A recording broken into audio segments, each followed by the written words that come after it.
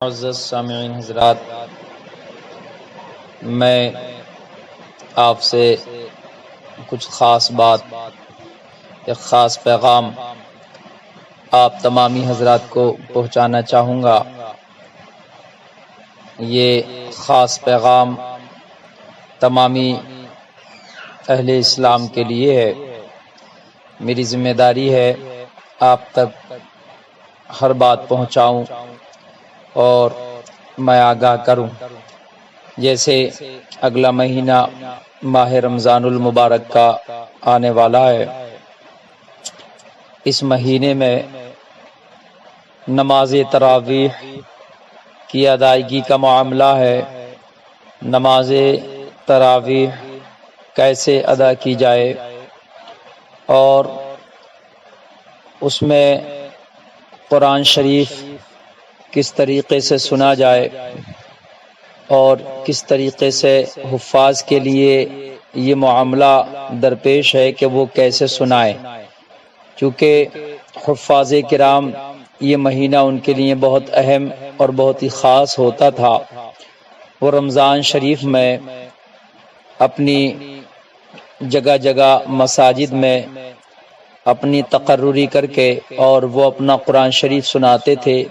اور تمام مصلیان ان کے قرآن کو سنتے تھے۔ اب حفاظ کے لیے بھی مسئلہ ہے وہ کیسے سنائے، مصلیان یعنی نمازیوں کے لیے بھی مسئلہ ہے وہ کیسے سنیں۔ تو میں بہت خاص بات یہ عرض کرنا چاہوں گا اور کوشش کریں کہ اس پر عمل بھی ہو، عمل کرنے کی کوشش کریں۔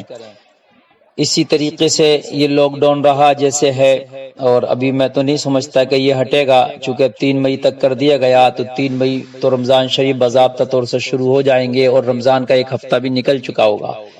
تو گویا کہ رمضان شریف بھی لاک ڈاؤن میں ہی ہمارے گزریں گے۔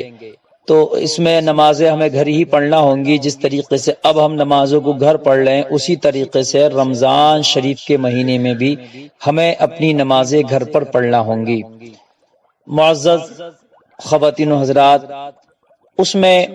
کرنا یہ ہے کہ نماز تراویح بھی آپ گھر پر ہی پڑھیں گے۔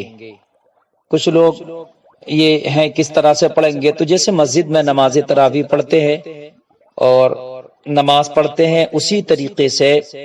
تراویح اور عشاء کی نماز اور تراویح کی نماز آپ اپنے گھروں میں ہی ادا کریں گے۔ اس میں ایک کام یہ کر لیں، جو ہمارے اہل ثروت حضرات ہیں، اللہ نے جنہیں مال سے نوازا ہے، اللہ نے جنہیں کچھ دولت سے نوازا ہے، تو وہ اس موقع پر ایک کام یہ کریں، اس میں کئی طرح سے ان کو فائدہ ہوگا کہ وہ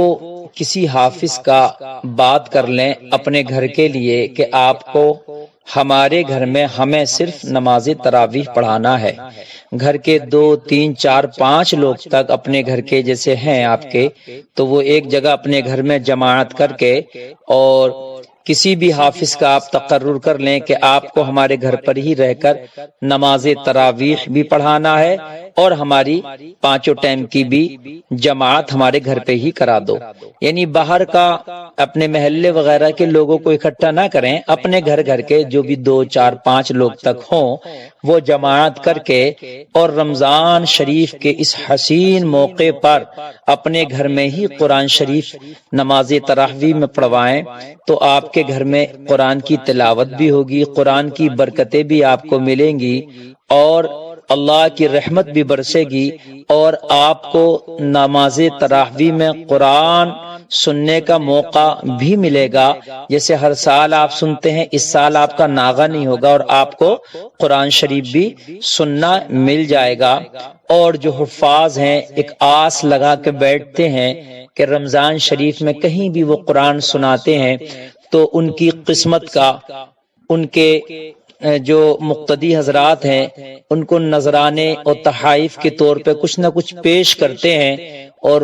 وہ ان کو ملتا ہے اور اس سے وہ اپنی ضروریات کو پورا کرتے ہیں۔ تو وہ جو آپ سے میسر ہو سکے، جو حافظ آپ کے گھر پہ آپ کو تراویح کی نماز پڑھائیں گے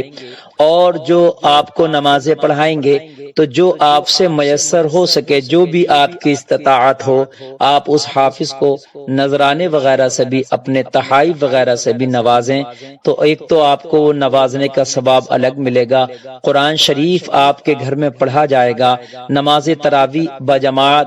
5 وقتہ نماز رمضان شریف کی باجماعت آپ کو ملیں گی، اللہ آپ کے گھر میں بے پناہ برکتیں رحمتیں نازل فرمائے گا، اور آپ کے گھر سے کتنی پریشانیوں کو مولا دور فرما دے گا۔ تو اس طریقے سے اب چونکہ 1 ہفتہ تقریباً باقی رہ گیا ہے رمضان شریف کے مہینے میں،